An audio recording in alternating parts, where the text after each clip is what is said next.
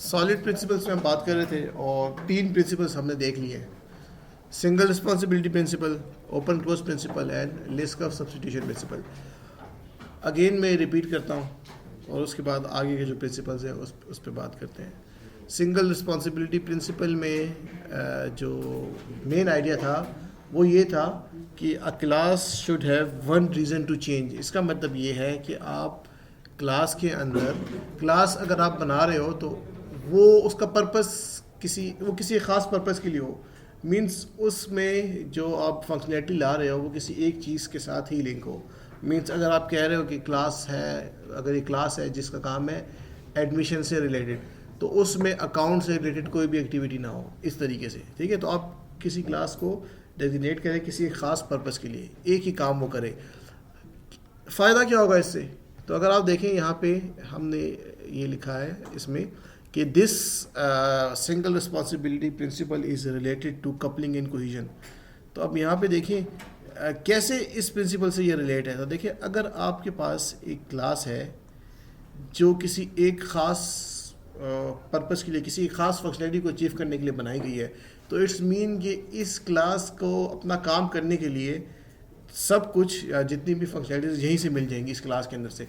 इसको दूसरी किसी क्लास पे डिपेंड नहीं करना पड़ेगा, ठीक है। जब क्लास में पर्पस ये है कि ना क्लास में एडमिशन से ही रिलेटेड काम है, ठीक है, तो वो सारी चीज़ें उसको इसी क्लास के अंदर इसके फंक्शंस में मिल जाएगी। अगर आप ऐसा नहीं करते, लेट से आप एक क्लास में बहुत सी चीज़ें डाल रहे हो, ठीक है, तो आप क्लास के अंदर जो है ना वो कपलिंग का लेवल जो है वो बहुत ज़्यादा कर रहे हैं। आपने एक ही क्लास में सारी चीज़ें आपने डाल दी, तो उसके अंदर, उस क्लास के अंदर अगर आप के नंबर ऑफ फंक्शंस को देखो तो वो बहुत ज़्यादा कपल्ड हो जाएंगे, ठीक है। कोहिजन का मतलब ये है कि आपकी क्लास के अंदर लेट से कोई भी फंक्शन है, कितने फंक्शंस या पूरी क्लास ऐसी क्लास है कि जो बहुत कम किसी दूसरे पे डिपेंडेंट है। जितनी ज़्यादा डिपेंडेंट होगी उतनी ज़्यादा कपलिंग बढ़ेगी, ठीक है।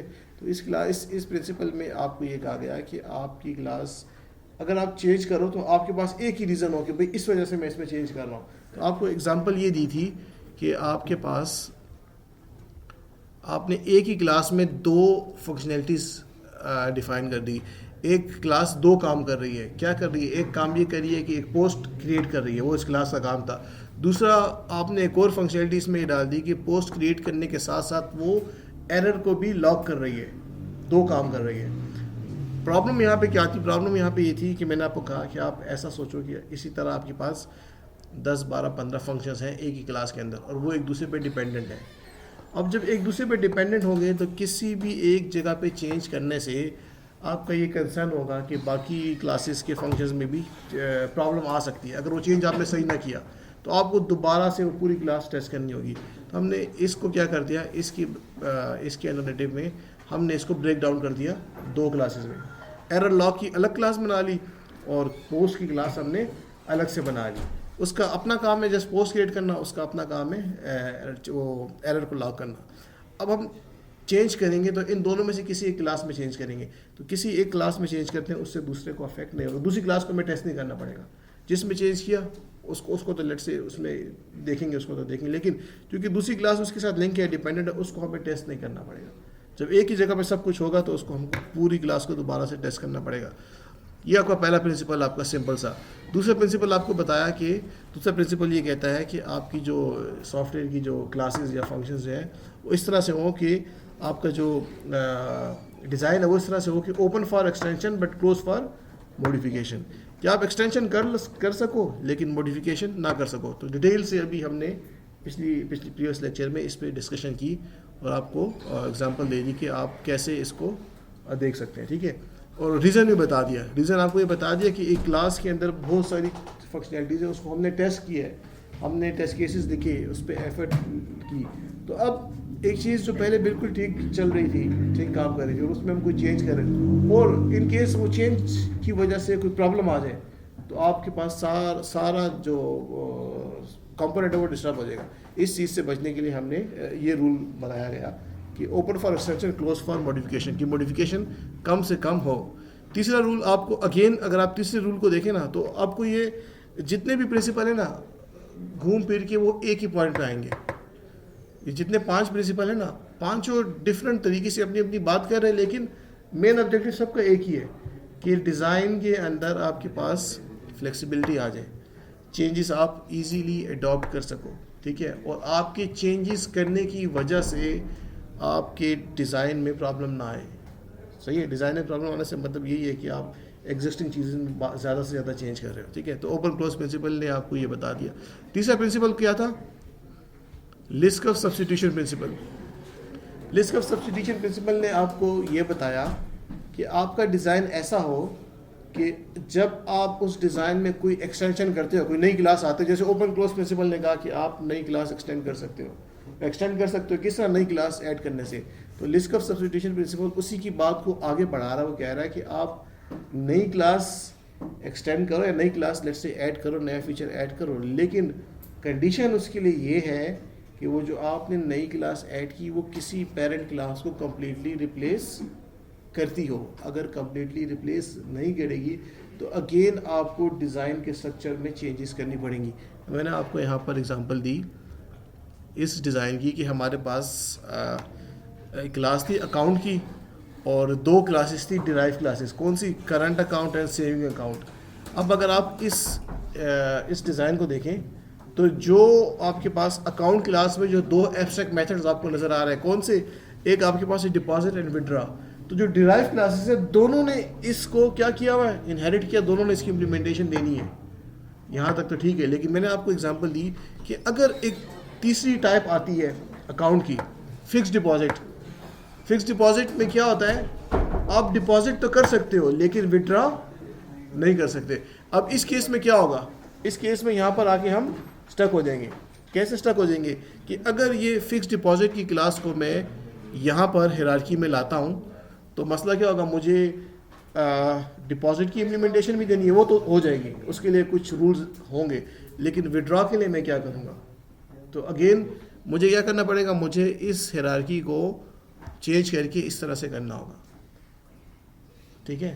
तो अब यही चेंज वो नहीं चाह रहे, यही चेंज वो आपको कह रहे हैं कि भाई आपने अगर इस तरह से डिज़ाइन का स्ट्रक्चर चेंज किया और आपके पास ये तो आपको 2-3 क्लासेस है ना, आप वर्स्ट केस सोचो कि आपके पास एक कॉम्प्लेक्स डिज़ाइन हो जिसमें आपके पास बहुत सारी क्लासेस हो और इस तरह से लेवल 1, 2, 3 पे इस तरह से हायरार्की हो, उसको जब आप चेंज करो तो आपको फिर पूरे सिस्टम की एक ही क्लास को क्या करना पड़ेगा? दोबारा से टेस्ट करना पड़ेगा। और ऐसा भी हो सकता है कि आपके इस स्ट्रक्चर की चेंज या आपकी किसी छोटी सी गलती की वजह से पूरा आपका जो डिज़ाइन है वो ही ख़राब हो जाए, और हो सकता है। हम एक से ज़्यादा सुपर क्लासेस क्यों नहीं बनाते? क्या चीज़? एक से ज़्यादा सर हम जो पेरेंट क्लास है वो क्यों नहीं? ये तो एक सिनारी है ना, ये तो एक सिनारी बिल्कुल बना सकते हैं। मैं तो नहीं कह रहा कि एक ही पेरेंट क्लास हो उससे। तो देखिए यहाँ पे भी यही किया है ना आपके पास। अगर यहाँ पे देखो अकाउंट के बाद जो 2 पेरेंट क्लास, तो 2 पेरेंट क्लास है, विड्रॉ और दूसरा जो है फिक्स्ड डिपॉजिट, ये 2 अलग अलग कर लिए, ठीक है। और उसके बाद अब देखिए इससे होगा क्या कि जो कोई नई क्लास आती है या तो उसका पेरेंट ये हो जाएगा या ये हो जाएगा, ठीक है। तो अब ऐसे लेट्स से एक डिपॉजिट की भी कोई नई टाइप आती है, ठीक है, तो वो यहाँ पर भी वो आ सकती है, ठीक है। लेकिन शर्त ये है कि उसमें फंक्शन सिर्फ डिपॉजिट होगा, विड्रॉ का नहीं होगा, ठीक है। तो अगर ये चीज़ पहले से बनाई हुई है फिर तो ठीक है, लेकिन अगर आपने पहले से ये चीज़ नहीं बनाई और पहले से आपके पास डिज़ाइन इस तरीके से था और उसके बाद आप उसमें चेंजेस कर रहे हो, ठीक है, तो जैसे लिस्ट ऑफ सब्स्टिट्यूशन प्रिंसिपल ने कहा कि जो नई क्लास आएगी उसने कम्प्लीटली रिप्लेस करना है, ठीक है। तो इस केस में कम्प्लीटली रिप्लेस नहीं हो सकता। लेकिन अगर आपका डिज़ाइन पहले से ऐसा बना हुआ है, ठीक है, तो ऐसा बना हुआ है और उसमें अब मैं आपको एक और एग्जांपल देता हूँ। लेट्स से अकाउंट की एक नई टाइप आती है, बिटकॉइन की एग्जांपल ले रहे हैं, ठीक है। बिटकॉइन लेट्स से एक और अकाउंट का टाइप है जिसमें यूज़र का वॉलेट है और उसको यूज़ कर रहा है, ठीक है। इसका अकाउंट में अब पैसे नहीं आ रहे, बिटकॉइंस आ रहे हैं। अब देखिए कंडीशन ऐसी है कि बिटकॉइन की बेस पे उसको कुछ रिवार्ड भी मिलता है, बिटकॉइन की बेस पे उसको कुछ रिवार्ड भी मिलता है। अब अगेन लेट्स से इस बिटकॉइन की अगर हम फंक्शनैलिटीज़ को देखें तो बहुत सी ऐसी चीज़ें होंगी, ठीक है, या इस हायरार्की में ये कहीं पे इजीली फिट नहीं हो सकेगा। शायद ऐसा हो कि ना उसको हम यहाँ पर इस लेयर पे फिट कर लें, ना हम इसको इस लेयर पे ला सकते हैं। मिसाल दे रहा हूँ, ऐसा हो सकता है कि बिटकॉइन की ऐसी फंक्शनलिटीज हो जो किसी भी इस क्लास की हिरार्की में फिट ना आता हो, रिप्लेस ना कर सकता हो। फिर क्या करेंगे, अगेन डिज़ाइन हमें चेंज करना पड़ेगा, ठीक है।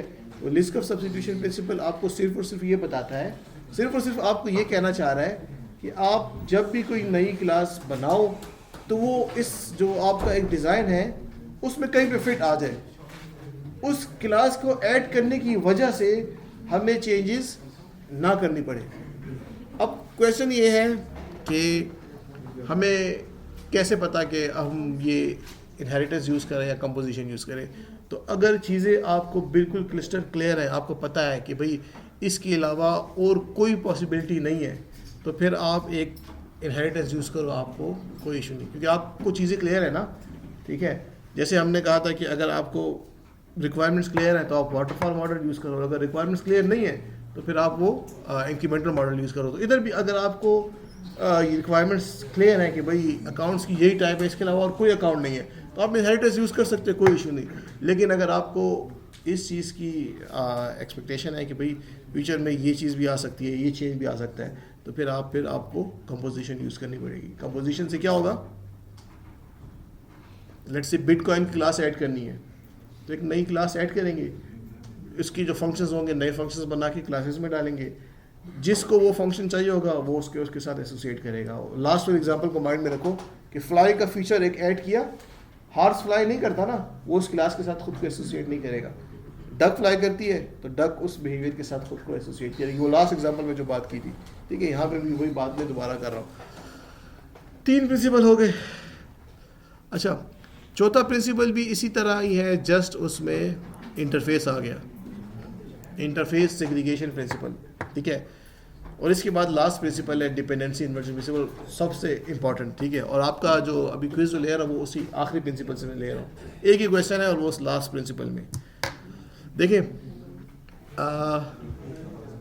इंटरफेस सेग्रीगेशन प्रिंसिपल का मतलब क्या है, देखिए इसको जरा। सेग्रीगेशन किसे कहते हैं? सेग्रीगेशन मीन्स सेपरेट करना, ठीक है, आइसोलेट, अलग करना। इंटरफेस सेग्रीगेशन प्रिंसिपल इसी तरह ही है जैसे अभी ये लिस्कफ सब्स्टिट्यूशन प्रिंसिपल देखा ना, इसमें ये था आपके पास कि हम क्लासेस की बात कर रहे थे, ठीक है, अब हम इंटरफेस की बात कर रहे हैं, ठीक है। और आपको पता है इंटरफेस और एब्स्ट्रैक्ट क्लास, उसमें क्या फ़र्क है। एब्स्ट्रैक्ट क्लास में आपके पास कुछ नॉन एब्स्ट्रैक्ट फंक्शंस भी आ सकते हैं, लेकिन आपके पास इंटरफेस में सिर्फ और सिर्फ आपके पास एब्स्ट्रैक्ट मेथड्स ही होते हैं। तो मैं थ्योरी को स्किप करता हूँ और डायरेक्ट उसकी मेन पॉइंट पे जाता हूँ कि ये प्रिंसिपल बेसिकली आपको क्या कह रहा है। देखिए, ये प्रिंसिपल अगेन आपको ये कह रहा है कि अगर आपने, जैसे सिंगल रिस्पॉन्सिबिलिटी प्रिंसिपल के अंदर हम कहते हैं कि एक क्लास के अंदर एक फंक्शनैलिटी हो, इसी तरह हम कहते हैं कि आपके पास जो इंटरफेस है ना, उसके अंदर जो आपके पास एब्स्ट्रैक्ट मेथड है ना, वो एक ही हो। अगर आप एक से ज़्यादा एब्स्ट्रैक्ट मेथड एक इंटरफेस के अंदर रखते हो तो फिर इसका मतलब ये है कि जो भी इस इंटरफेस को इम्प्लीमेंट करेगा उसको उन सब एब्स्ट्रैक्ट मेथड्स की इम्प्लीमेंटेशन देनी होगी। जैसे एब्स्ट्रैक्ट क्लास की हमने बात की थी ना कि आपके पास पेरेंट क्लास है, उसके अंदर एक एब्स्ट्रैक्ट मेथड है, तो इसका क्या मतलब है कि जब जो क्लास इसको डिराइव करेगी उस एब्स्ट्रैक्ट मेथड की इम्प्लीमेंटेशन देगी कि नहीं, ऐसा ही है ना। यहाँ पे भी ये कह रहा है कि अगर आपके पास इंटरफेस है और उसके अंदर आपके पास एक से ज़्यादा एब्स्ट्रैक्ट मेथड्स हैं, तो इसका मतलब ये है कि अगर यहाँ पे देखें, इस एग्जांपल को देख लें, एक इंटरफेस है जिसके अंदर 3 एब्स्ट्रैक्ट मेथड्स हैं। प्रिंटर का इंटरफेस है, प्रिंट, फैक्स, स्कैन, ठीक है। अब आपके पास एक ऐसा प्रिंटर है जिसमें ये तीनों फीचर्स अवेलेबल हैं, वो फैक्स भी कर सकता है, प्रिंट भी कर सकता है, स्कैन भी कर सकता है। तो आप इसको इस क्लास से इम्प्लीमेंट कर सकते हो, जैसे इनहेरिट कर सकते हो। लेकिन अगर कोई ऐसा प्रिंटर है जो सिर्फ प्रिंट कर रहा है और स्कैन कर सकता है, फैक्स नहीं कर सकता, फिर क्या होगा? इस केस में क्या होगा? इस केस में ये होगा कि इस क्लास से वो फिर इनहेरिट या इस इंटरफेस को वो इम्प्लीमेंट नहीं कर सकेगा। क्यों? क्योंकि उसमें फैक्स वाला फीचर है ही नहीं। तो इसका अल्टरनेटिव ये है कि आप क्या करो, आप यूं अलग अलग से इंटरफेस को सेग्रीगेट कर दो। सेग्रीगेट मीन्स अलग कर लो। यहाँ पे आप देखें एक इंटरफेस बनाया ये वाला, जिसमें सिर्फ और सिर्फ प्रिंट की फंक्शनैलिटी है। दूसरा इंटरफेस बनाया जिसमें फैक्स की फंक्शनैलिटी है। तीसरा इंटरफेस बनाया कौन सा, स्कैनर का, जिसमें स्कैनिंग की फंक्शनैलिटी है। अच्छा, अब एक ऐसा प्रिंटर है जिसमें ये तीनों फंक्शनैलिटीज़ हैं, तो वो क्या करेगा, वो इन तीनों को क्या कर लेगा, इम्प्लीमेंट कर लेगा। हम यहाँ पे देखें, यहाँ पे हाँ इसको देखें, इकोनॉमिक प्रिंटर है that implements I printer, I fax और आई स्कैनर। क्या मतलब है कि अगर ऐसा प्रिंटर जिसको वो तीनों फंक्शनैलिटी चाहिए, वो तीनों इंटरफेसेस को क्या करेगा, इम्प्लीमेंट करेगा। अगर किसी को तीनों नहीं चाहिए, किसी को दोनों चाहिए, जैसे यहाँ पर अगर आप देखें इस प्रिंटर को देखें, इकोनॉमिक, ये तो वही प्रिंटर है। अच्छा, कोई और प्रिंटर जिसमें सिर्फ और सिर्फ फैक्स की या प्रिंटिंग की फैसिलिटी है, तो वो इस एक इंटरफेस को इम्प्लीमेंट करेगा, वो बाकी दो को नहीं करेगा। लेकिन अगर आप इन सब इंटरफेस, इन फंक्शंस को, एब्स्ट्रैक्ट मेथड्स को एक इंटरफेस के अंदर रखोगे, तो फिर आपने उसको बाउंड कर दिया कि जो भी इसको इम्प्लीमेंट करेगा वो इन तीनों एब्स्ट्रैक्ट मेथड्स की इम्प्लीमेंटेशन देगा। ठीक है, जो अगेन हमारे पास फिर वो प्रॉब्लम, तो इंटरफेस सेग्रीगेशन प्रिंसिपल में आपको ये कहता है कि आप इंटरफेस को क्या करो, सेग्रीगेट करो, सेपरेट अलग करो। ठीक है, उसमें एक ही एब्स्ट्रैक्ट मेथड हो। ठीक है, या एक एब्स्ट्रैक्ट मेथड का मतलब ये नहीं एक फंक्शनैलिटी से रिलेटेड एब्स्ट्रैक्ट मेथड हो।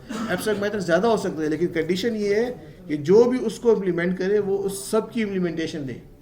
ठीक है, ये बात अपने पास ज़रा नोट करें। एक एब्स्ट्रैक्ट मेथड नहीं, एब्स्ट्रैक्ट मेथड एक से ज़्यादा हो सकते हैं, लेकिन उन सब एब्स्ट्रैक्ट मेथड का जो ताल्लुक है वो किसी एक ख़ास फंक्शनैलिटी से है। समझा की बात, कि अगर वो इम्प्लीमेंट करे तो उसके सारे फंक्शंस को इम्प्लीमेंट करे। ऐसा ना हो कि कुछ फंक्शंस को इम्प्लीमेंट करे, कुछ को वो ना कर सके, तो फिर वहाँ पे होता क्या है कि हम फिर वहाँ पे स्टक हो जाते हैं। जब इम्प्लीमेंट नहीं कर सकता तो फिर आपको फिर वो डिज़ाइन वगैरह वो चेंजेस करनी पड़ेंगी, जो अभी हमने लिस्ट ऑफ सब्स्टिट्यूशन प्रिंसिपल में पढ़ा है।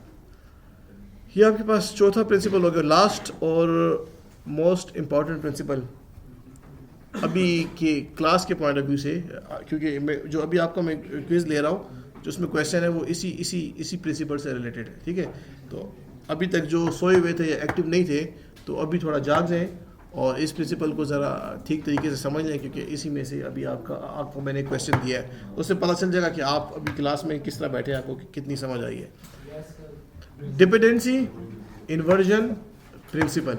ठीक है, दो चीज़ें हैं, एक है डिपेंडेंसी और एक है इन्वर्जन। ठीक है, या डिपेंडेंसी इंजेक्शन भी कह सकते हैं। दो चीज़ें हैं, अभी इसको देखते हैं ये प्रिंसिपल कहता है क्या, पहले इसको ज़रा समझें। अच्छा जी, देखिए यहाँ पे दो बातें हैं, बड़ी सिंपल लिखी हुई है, लेकिन ये इतनी सिंपली से समझ नहीं आएगी जब तक हम एग्जाम्पल नहीं देखेंगे। पहले पॉइंट में ये आपसे कह रहा है कि high level modules should not depend upon low level modules, both should depend on abstractions. ठीक है, दूसरे पॉइंट में क्या कह रहा है, कहता है abstraction should not depend on details, details should depend upon abstractions.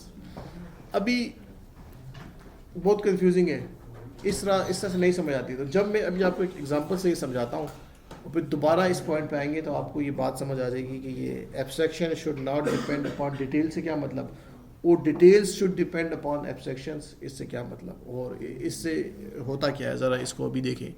देखिए इस प्रिंसिपल के जो ऑब्जेक्टिव है, ये प्रिंसिपल अगर हम अडॉप्ट करें मिलेगा क्या, हमें फ़ायदा क्या होगा। वो जनरल फ़ायदा जो अभी तक हम पहले प्रिंसिपल से पढ़े वो तो होगा ही होगा। दूसरा क्या होगा, देखिए ये प्रिंसिपल आपकी जो स्ट्रॉन्ग कपलिंग है ना, उसको वीक कपलिंग में कन्वर्ट कर देगा।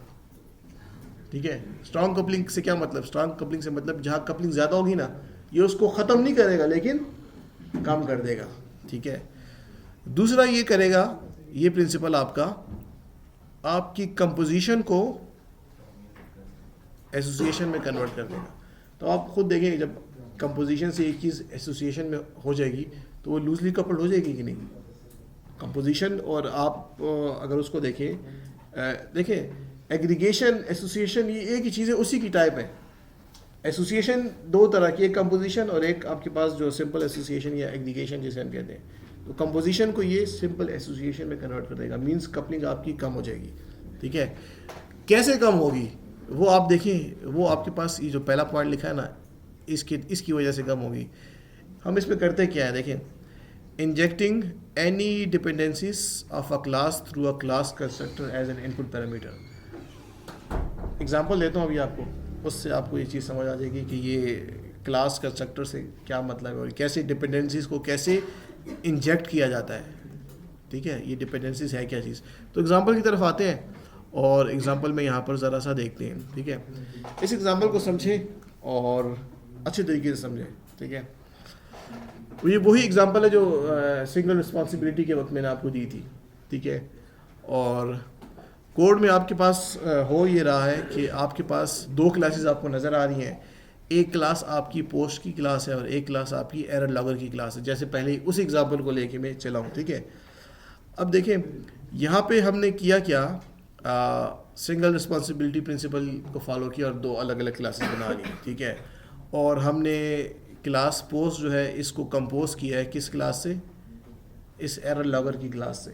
ठीक है, और कोड हमारे पास कुछ इस तरीके से है कि यहाँ पे आपको ये नज़र आ रहा है, कंपोजिशन नज़र आ रही है। इस लाइन को अगर आप देखें तो आपको कंपोजिशन नज़र आ रही है। अच्छा, यहाँ पे मैं एक और लाइन हाईलाइट कर रहा हूँ, ज़रा इसको देखें। यहाँ पर जाके क्या हो रहा है, एरर लॉगर क्या है, एक ऑब्जेक्ट है। ठीक है, किस क्लास का, इस एरर लॉगर की क्लास का। और एरर लॉगर डॉट लॉग का क्या मतलब, इस क्लास के इस लॉग वाले फंक्शन को लेट से हम कॉल कर रहे हैं। ठीक है, इस फंक्शन को, और जो भी प्रोसेस हो रहा है। यहाँ तक बात क्लियर है कि नहीं। इस लाइन में क्या हो रहा है, इस लाइन में ये हो रहा है कि चूंकि कंपोजिशन है ना, तो इट्स मीन कि एक क्लास से हम दूसरी क्लास के ऑब्जेक्ट को से उस क्लास के फंक्शंस को यूज़ कर सकते हैं। तो आप देखें, हम एरर लॉगर क्लास के अंदर एक फंक्शन है लॉग, जिसको मैं भी हाईलाइट कर रहा हूँ, है कि नहीं।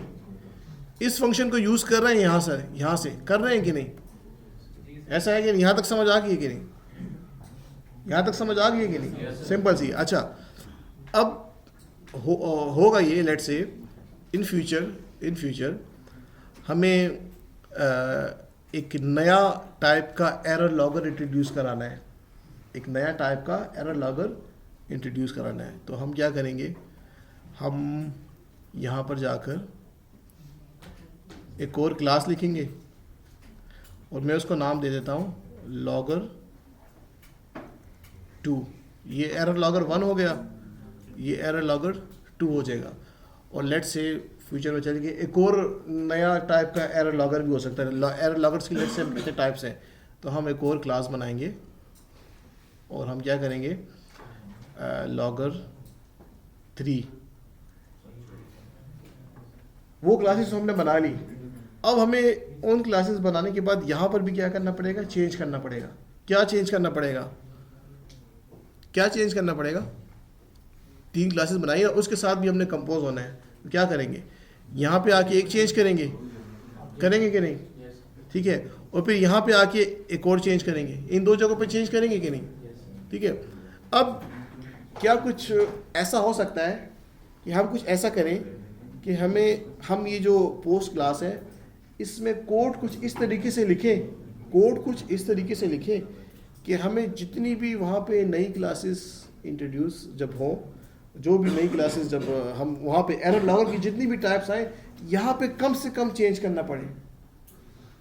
अगर वर्स्ट केस को सोचते हैं, अगर हमें लेट से 50 डिफरेंट टाइप्स के लॉगर्स इंट्रोड्यूस हो गए, तो हमें यहाँ पर अगर यही बिहेवियर रहा कंपोजिशन वाला, तो यहाँ पे 50 टाइम्स उसकी जितनी भी ऑब्जेक्ट्स को लिखना पड़ेगा, नंबर 1।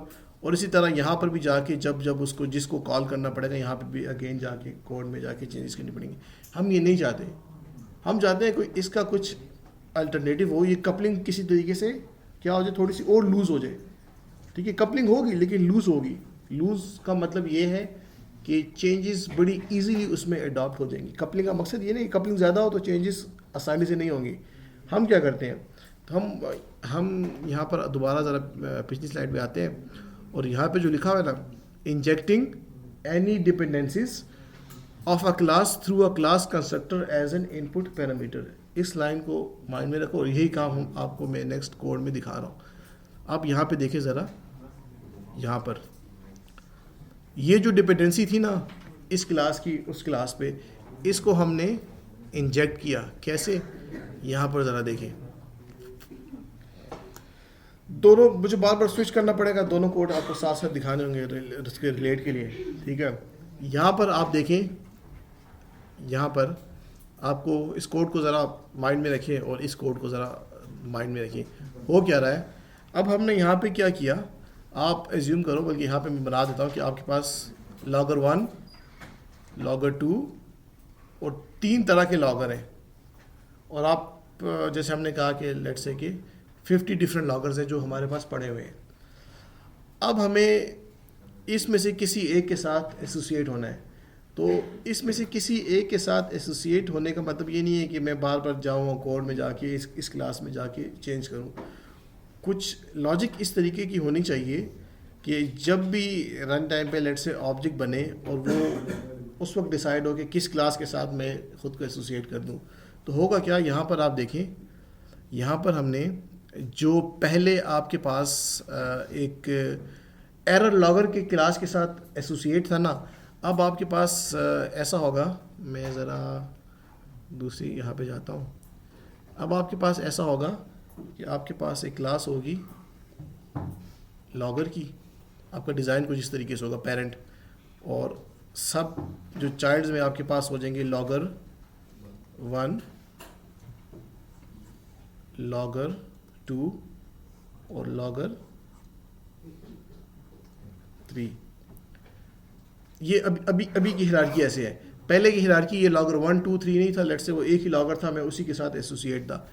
अच्छा, अब ज़रा दोबारा कोड पे आते हैं और यहाँ पे देखें, यहाँ पर किया क्या मैंने, इस लाइन को देखें, प्राइवेट लॉगर आपके पास क्या है, एक क्लास, ठीक है, और ये उसका क्या है, ऑब्जेक्ट। अच्छा जी, अब देखें, हमने यहाँ पर कहा, वो जो पॉइंट लिखा था उस पॉइंट को दोबारा ज़रा यहाँ पे देखें, डिपेंडेंसीज को इंजेक्ट करेंगे। कैसे? क्लास कंस्ट्रक्टर के थ्रू, इनपुट पैरामीटर के थ्रू हम किसी एक क्लास कंस्ट्रक्टर में डिपेंडेंसी को इंजेक्ट करेंगे। वो डिपेंडेंसी इंजेक्शन ये है, यहाँ पर ज़रा देखें, ये आपके पास पोस्ट क्लास का क्या है, कंस्ट्रक्टर है, ठीक है। ये कब कॉल होगा, जब भी लेट से हम इसका ऑब्जेक्ट बनाते हैं, ठीक है। वो यहाँ पे आपको नहीं दिख रहा, लेकिन जब भी हम इसका वो बनाएंगे। अच्छा, यहाँ पर ज़रा देखें, इस कंस्ट्रक्टर के जो पैरामीटर्स देखें, यहाँ पे क्या है, लॉगर, ठीक है, और यहाँ पर इंजेक्टेड लॉगर उसका एक ऑब्जेक्ट, मींस इसको एक ऑब्जेक्ट क्या होगा, पास होगा, ठीक है। अच्छा, वो यहाँ पर देखें, इंजेक्टेड लॉगर जो उसको पास हुआ इज इक्वल टू लॉगर, सही है। यहाँ तक ज़रा देखें। अच्छा, अब ये वाला काम जो है, error logger dot log, error logger dot log, इसकी जगह क्या होगा हमारे पास, लॉगर डॉट लॉग। पहले में क्या था, एरर लॉगर डॉट लॉग। वो किसी एक खास उसके साथ हमने इसको क्या किया था, लिंक किया हुआ था, कंपोज किया हुआ था। अब यहाँ पर क्या है, लॉगर डॉट लॉग। अच्छा, अब क्वेश्चन ये है कि ये जो लॉगर है इसमें हमारे पास क्या होगा, जो भी हमें इस्तेमाल करना होगा वो यहाँ पर क्या होगा, इंजेक्ट होगा। अब वो कौन सा हो सकता है, 1 वाला भी हो सकता है, 2 वाला भी हो सकता है, 3 वाला भी हो सकता है। तो अब आप ये देखें कि 3 की जगह 300 लॉगर्स में नए बनाता हूँ, नई क्लासेस बनाता हूँ, 300 नई क्लासेस बनाता हूँ, ठीक है, मैं बनाऊंगा।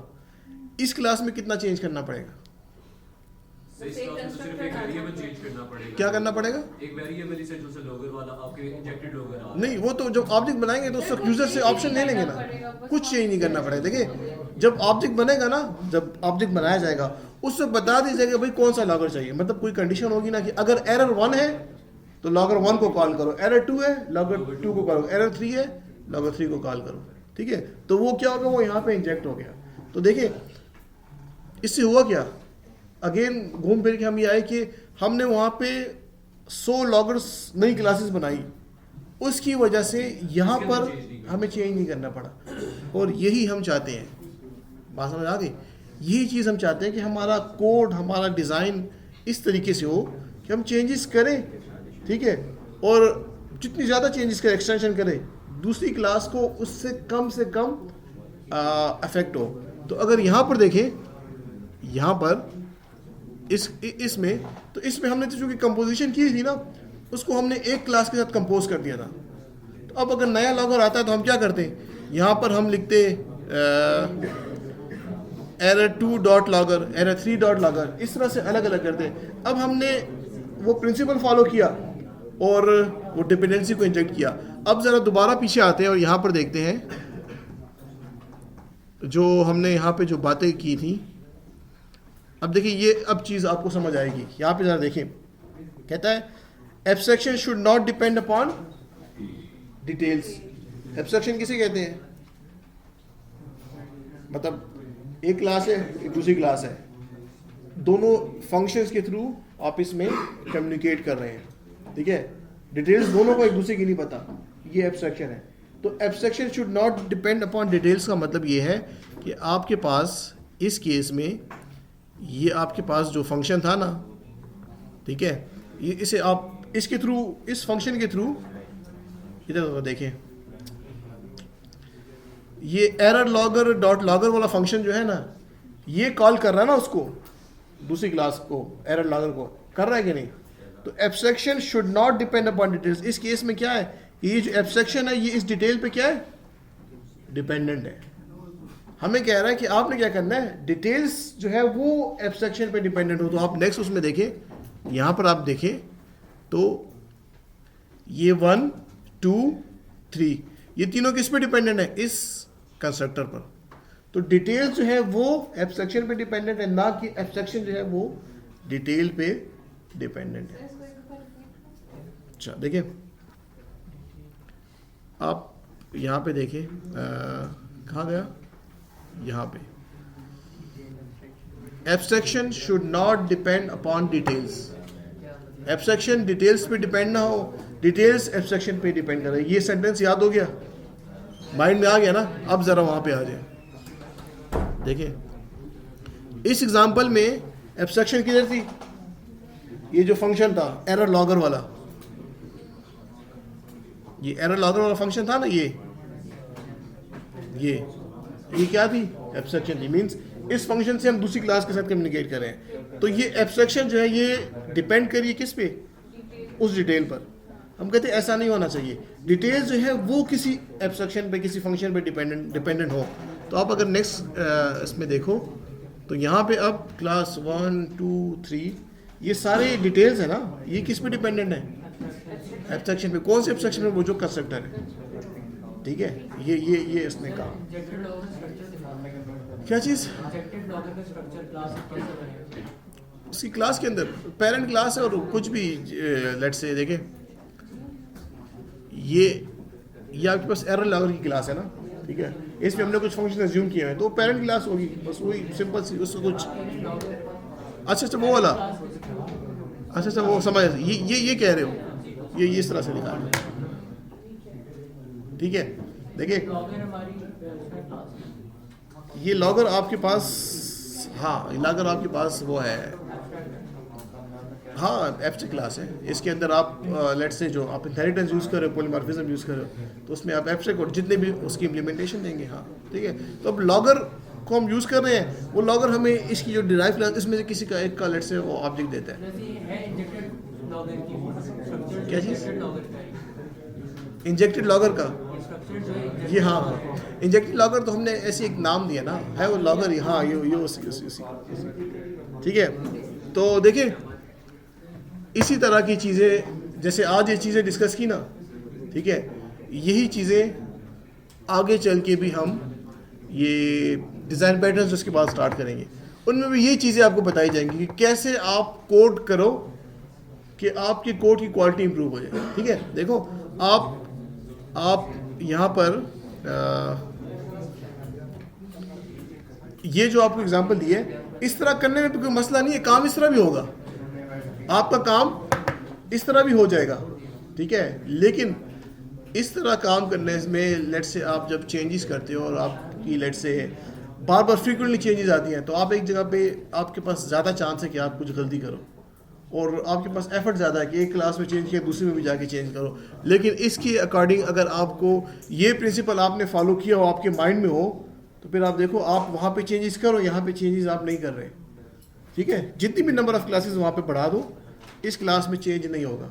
और यही हम चाहते हैं, यही डिज़ाइन का प्रिंसिपल है कि चेंजेस, वही बात अगेन कि मॉडिफिकेशन कम से कम हो एग्जिस्टिंग चीज़ों में, और चेंजेस भी आए, एक्सटेंशन भी हो, मॉडिफिकेशन भी कम से कम हो, ठीक है। तो ये कब होगा? जब आप कपलिंग को किसी तरीके से काम कर दोगे। और पेपर में फाइनल में भी मैं इसी तरह के ही क्वेश्चन आप लोगों से पूछूंगा, इसी तरह का कोई कोड दिया होगा और उसमें आपने यही प्रिंसिपल्स को माइंड में रखना है, तो उसकी एक प्रैक्टिस में आपसे अभी क्विज में कराता हूँ, ठीक है। थैंक यू सर, क्विज है फिर, हाँ अच्छा, साइलेंस प्लीज। ये जो फिफ्थ प्रिंसिपल है ना, इसी में से क्विज दिया है, एक क्वेश्चन क्विज में।